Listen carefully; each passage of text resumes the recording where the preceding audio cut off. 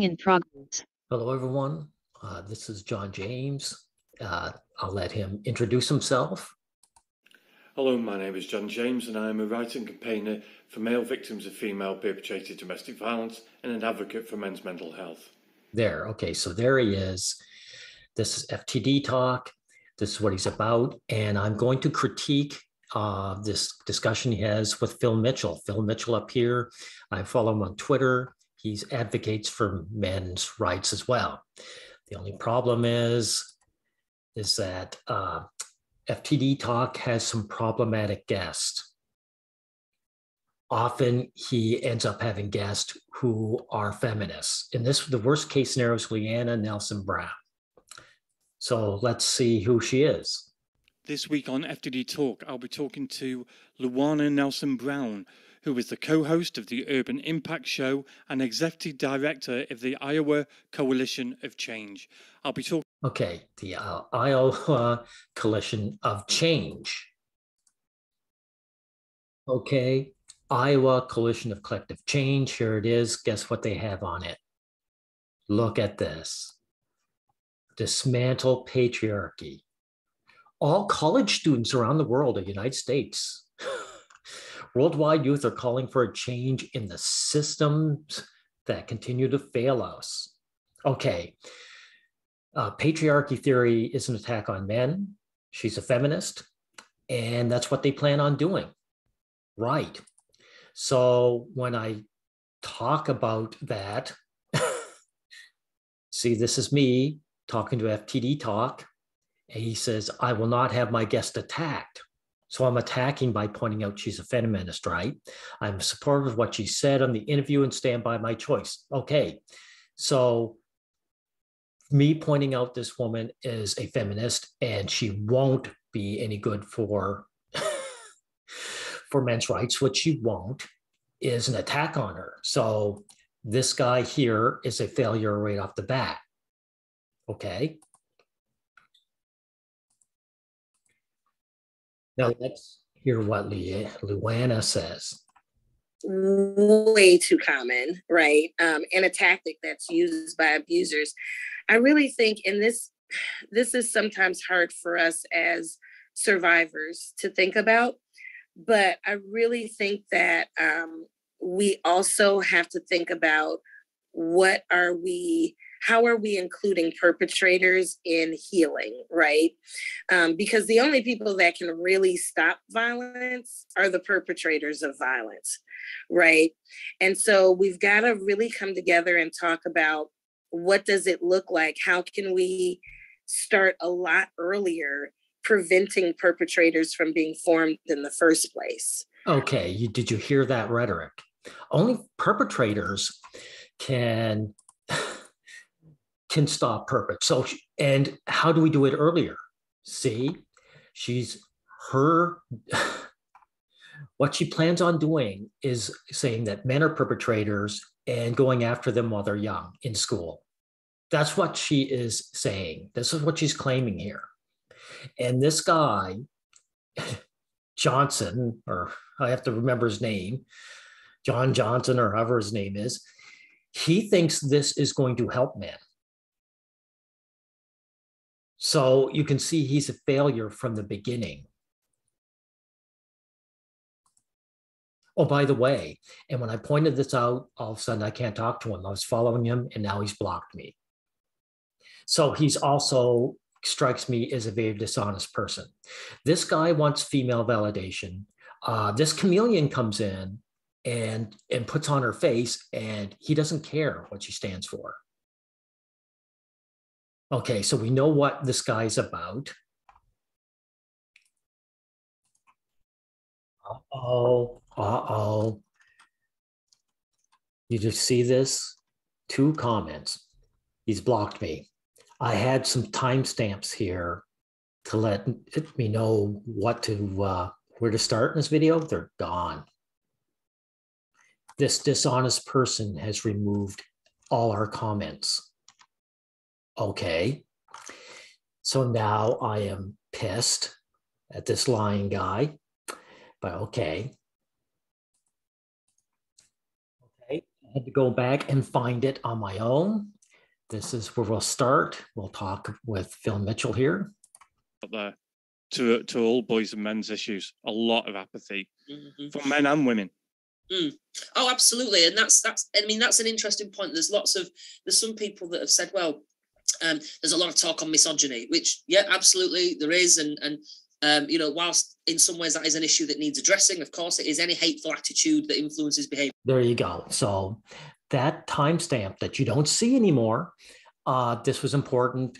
I and some of the other boys came on and we said, Phil Mitchell, you are backing a bad idea. Misogyny is almost non-existent. You would have to find it. So he's validating this false term of misogyny. And he's saying that it's something that has to be addressed. So you have failed, Phil. This is bad framing. For all, it's a false framing. Where are the misogynists? Where have you ever found them? They're nowhere. So this is the problem, is like, if you look at FTD Talks, almost all his interviews, these people have this false equivalence. And they're beggars. They're always coming up and saying, yeah, women have it bad too. This is the last kind of framing men's issues or men's advocates should go for. Because for one thing, it doesn't work. It's begging. It's like, oh, you know, you don't hear Black people saying, you know, the KKK is bad for white people too. Do you understand? Mr. Mitchell, do you understand?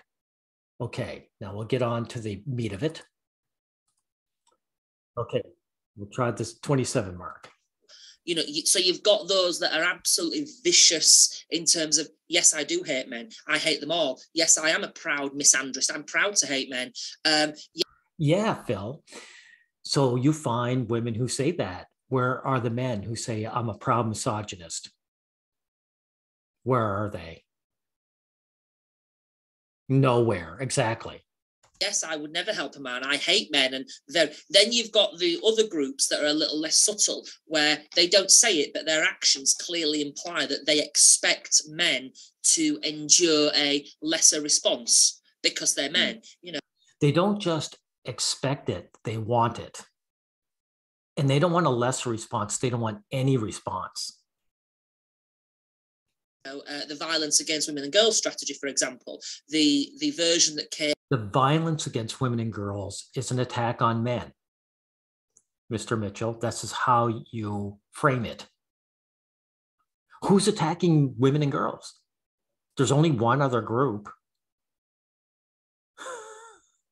Came out in the middle of last year, I think it was. Priti Patel actually was quoted in the actual document of saying, later this year, I will publish my work on male victims and boys and men, because we shouldn't forget about them. It's now, nearly April 2022. Yeah, she was lying.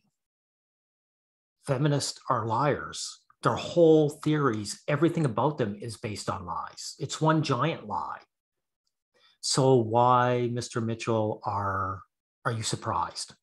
This is what I'm talking about. If these guys are always surprised, if you're surprised, that means you don't know what's going on. We're still waiting. Yeah. We're still waiting. And to be fair, maybe that work was published and it just wasn't highlighted, or maybe I just don't know about it. But I know enough people in the sector who would say, Phil, the work was published, here it is, shut up. Fair enough. But I've emailed Priti Patel, no response yet. To give them the benefit of the doubt at this stage in the game shows you just how backwards men are in this fight.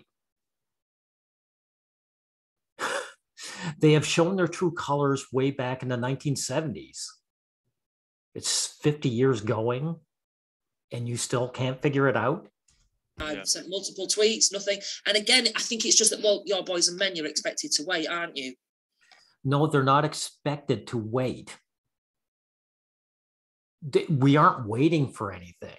That's like saying you're expected to wait for hell to freeze over. They are never planning on doing anything for men and boys. They are our enemies. Do you not understand that? By now, Phil. Look at what happened at the college in Brisbane in Australia, where the boys I don't know if it was all of the boys or boys in a year group, I can't remember, but the boys were all sort of told to stood up in an assembly, stand opposite the girls and apologise to them for crimes committed against them by their gender. Fucking hell. And thankfully that made the news. Parents were going, what the hell? This is absolutely appalling.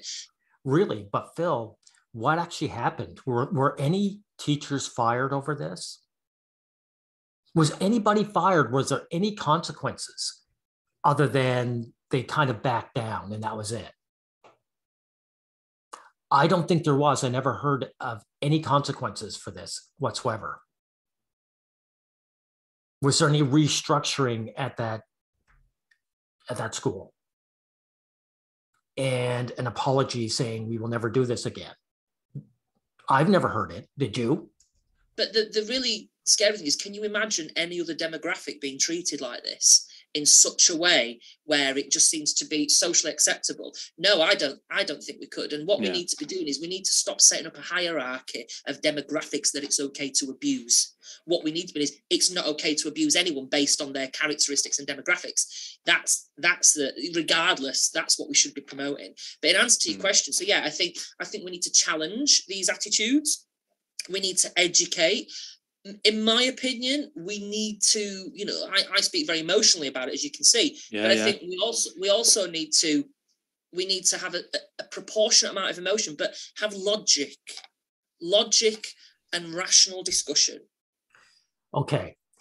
The rational discussion is with guys within your own camp. But there is no rational discussion with your enemies. I mean, men do need to be emotional, yes. Phil is right in this regard. You have to combine the two. You've got to have a cool head, but you have to know when to be angry. And you've got to know when to show to be angry. And you've got to be in the proper frame and be on point. These are the things you have to learn, Mr. Mitchell. It's the proper frame, and you have to know when to be angry and not to be afraid to be angry, because that's how the civil rights movement worked. They came out and said, we Black men and Black people are human beings, and we are standing up against our enemies. And they were willing to say that there were racist bigots who were their enemies. And that's what we have to do with the opposite sex. So one of the things I often say to people is, are we really saying it's okay to demonize an entire demographic because some of them abuse? And you get... Okay, you're misframing it again. This has nothing to do with what guys do. You're giving them ammunition. They're demonizing the entire demographic because they hate us. And that is terrible. That's how you speak about this issue. People coming up with all sorts of hateful things. And I said, how is this going to help? There are boys out there who are being abused. When you focus on them being perpetrators and ignore how they're victims, how is that going to help? This is very gullible of you. Why would you ask such a question? They're not out to help men. They're liars. They hate men and boys, and they're out to get us. Phil Mitchell, you can't do anything if you don't come to terms with reality. You have to get on the right frame. You have to admit what people think of men. How is that going to help them in any way, shape or form? I tweeted something a few weeks ago where someone had told me that there were some education lessons being delivered in a school college about consent and respect. And allegedly boys had said that was shit. it was like I was a rapist in the making. They spoke to me like I was a perpetrator, etc. And I was saying, this is not the way to do it. You know, all children, regardless of gender, need to be taught about the importance of respect and consent. All of them. Don't just do it in a way that focuses on girls as victims and boys as perpetrators. Oh, the amount of, I mean, I got quite a lot of support, but a huge amount of criticism, you know, oh, that's right, boys are going around raping girls all the time, but yeah, let's not treat them like rapists. You know, it's just comments like that are just not helpful. So in answer, why do you keep saying they're not helpful? What you should be saying, it shows you how much people hate boys and men. They hate you two guys because you were born the way you were born. And you'd be saying, this is atrocious, and this, it pisses me off. You should be saying, this burns my ass, and I'm not taking this anymore. This is what you have to be saying, Phil. These people are not honest people. What makes you think they're going to help them? They're not out to help men or boys. You've got to come to terms with this. To your question, I think we need to challenge appropriately. If we just receive hate and nastiness and the problem is, how can you get people like that to change their mind? You can't. That's why you go to people who are on neutral ground, like you were doing on Twitter. You're just putting your message out, and people who agree with you come to you.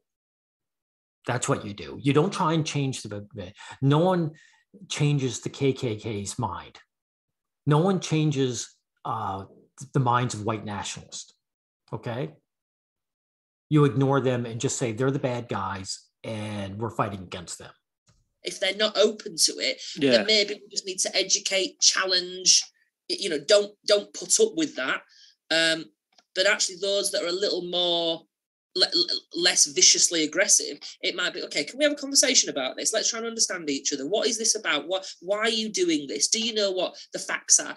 Do you know how certain data is influenced? You know, what does that mean? And actually, you know, if we say that certain data shows that most of the perpetrators are men, well, actually, what does the CDC say? What about the CDC in America saying all of these men have been forced to penetrate, the vast majority by women? Are we just going to narrative? Why can't we just say that there are ways in which, generally speaking, that men perpetrate harm? There are ways, generally speaking, that women perpetrate harm. Making it a hierarchy for victimhood is not helpful. It's not. They're not trying to be helpful, for crying out loud. And it's not a hierarchy. They don't include men as victims at all. Like, Phil, you've got your head in the sand. Do you not see how things work? Not empowering. Let's just kind of accept that. And let's also accept that there is a huge amount of data, research, literature out there that shows there are specific reasons why boys and men don't disclose. And your enemies aren't going to accept any truth. Your enemies are liars. They're bigots that hate you because you're a guy. In my experience, and from what I've read and from what I've done in my work, I've seen that there are three main reasons. Boys and men who are abused don't disclose because they see it as a threat to their masculinity on some level. They see it as they're worried that people might think they're gay, or they're worried that they'll be labelled as the perpetrator, or it'll be twisted for them to be perpetrator. All those three reasons are the same thing. Guys instinctively know that if they show vulnerability or speak for themselves as victims, they will be tossed away from society. They will be rejected. They will not get a female partner. Other men will not respect them. So, I mean, that's why you mean by masculinity. Why you talk about masculinity? Masculinity is just servitude for men. That's all it is, Phil Mitchell.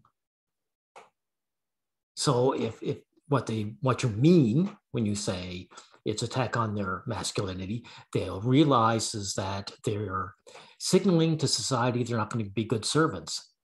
And so they'll be tossed aside. So in order to change things, you have to change societal views on what a man is. So we have to see men as human beings first, worthy and equal to women, worthy of the same regard as women, being their equals. This is how you frame it. Those three elements, you don't really see women saying those things. I'm not saying never, but rarely, because it generally applies more to boys and men because of the nature of those elements. Yeah. Women are accepted and protected. They don't have to be victims either. You know, society is there to serve women. And these are that along with the whole, well, we're making it a lot less difficult for girls and women to disclose than we are boys and men. Let's focus more on boys and men as perpetrators and less as victims. All of this coupled together, and the Section 1 of the Sexual Offences Act making it so rape is only committed by a man. All of that, it's almost as if the powers that be have got together and said, what can we do to make it difficult for boys and men to disclose, so we can peddle and over focus on the female victim, male perpetrator narrative. It's not almost. They have done that. They have done that. Because they don't want to see boys and men as victims at all. It's the whole purpose is to demonize our sex, to punish us for being born the way we are. That's it. It's not almost, it is. And of course, as we mentioned earlier, you've got the apathy on top of that. Yes. Which makes it even more difficult because men are not fighting for themselves either. Yeah, and that's the thing. It's a real shame. I think, Well, to be honest, neither of you are really fighting to be, well, Phil is to some degree. This guy, Johnson or whatever his real name is, he's not. He's willing to have feminists show up on his channel and pretend that they're good MRAs. So he's spinning his wheels and wasting men's time. Phil is ineffective because he can't come to terms yet with what's going on. The question, should men do more? I don't know. It's an interesting conversation. I think they could do more, but the sad reality is that when many men do try to do more, they get given hate. Every year, International Men's Day, there's always people out there sending hate, vicious hate in some ways. Certain events that go on all over the country, people try and cancel them. The UN, the United Nations, they on their website, they have a list of sort of days that are celebrated. Yeah, they on the day that International Women's Day is there, they go, on this day it's International Women's Day. On the day that International Men's Day is occurring in November, they don't mention that, but they mention International Toilet Day, which is on the same day. Yeah, oh, absolutely. So, that is not a coincidence. That's done on purpose. And the fact that everyone tries to cancel men's issues, speaking up on it, should tell you that it's not a conspiracy theory that people are out against men. It is just a hard truth you have to deal with. You know what I mean? You can't. Well, that speaks volumes, doesn't it? Exactly. But I think the thing is, I think there's two things about men doing more. People have tried to cancel me many times, and in some ways, sadly, they've succeeded. But I'll just roll with the punches and deal with it. In other ways, they haven't succeeded. But people try and cancel these. There's two things. If you speak up, you will get hate, threats, viciousness, online bullying. And the second one is, and the second point is that you'll be labelled a misogynist, and they'll try and cancel you. Yeah, you see, what a misogynist, Phil, just means that you don't know your place as a man. You're a little servant, and part of your servitude is to be abused. And you don't know your place. That's what misogynist means. That's why misogynist doesn't mean anything. This is why it was poor framing for you to say that misogyny was real and that it was it's something that we have to deal with. It isn't real. because you don't realize what misogyny really is. Misandry is the norm. And so anything that is equal, male equality will be seen as misogyny. This is what you have to understand, Phil. Equality between the sexes will be seen as misogyny because society is misandric. And so that's the problem. So the BPS, the British Psychological Society, a few years ago, I can't remember the exact date, but a few years ago, they set up the male psychology section of the BPS. Yeah. And it went through and it was great. But there were people who opposed it. No, we don't want that. We don't need it. We shouldn't have it. Why do men need anything? No, we don't need it. Not at all. Let's get rid of it. There were even people trying to stop it, I believe, from what I hear. But they'd already had I think the women's part of the BPS, and no one was saying we want to take anything away from women. And that's the point. There's this perception that if you are addressing issues that affect boys and men, whatever they are, that means you want to take something away from girls and women. No. You're wrong, Phil. This is how wrong-headed you are. You do have to take something from women and girls to give to men. Equality would be taking away from the privilege of women and girls. In order to make things equal, you have to fight female privilege. If men are being abused, for example, if you want to fight for men, you have to take away child support, which is male slavery, and women benefit from child support. So you do have to take away from women. You have to take away the privilege of child support, where a woman gets a man to pay her free money for past association, using the child as a hostage. You would have to take that away from women. If you want a male space, which is equal to female space, you would have to have a space where women can't just show up and exert their influence on men and exert their dominance on men. That's taking away from women. That's taking away their privileges. So you're wrong. No, not at all. And I have not met one man, I'm sure there are some out there, but I've not met one man or woman who has said, yeah, we want to take it all away from girls and women. Not at all. And anyone who... So if you've never met one man, then of course, why are you going on and backing this idea of misogyny? I just think that's not helpful. you get to share the cash though, and they don't want that. That's an interesting point. And of course, John here is wrong. This isn't about money at all. Organizations are willing to lose money to attack men. This is simply about attacking men. That's it. This is not about money. You guys have to get that wrong idea out of your head right now. I mean, so if you look at the data from the Office of National Statistics, and again, that's just one data source with certain routes to the data being provided, which we have to think about. I think the last time I checked, it was something like 33%, 1 in 3, roughly, victims of domestic abuse, men, right? So, so would logic, if we focus so much on the ONS data, as many of us do, wouldn't logic then say that maybe a third of the funding available should go to male victims?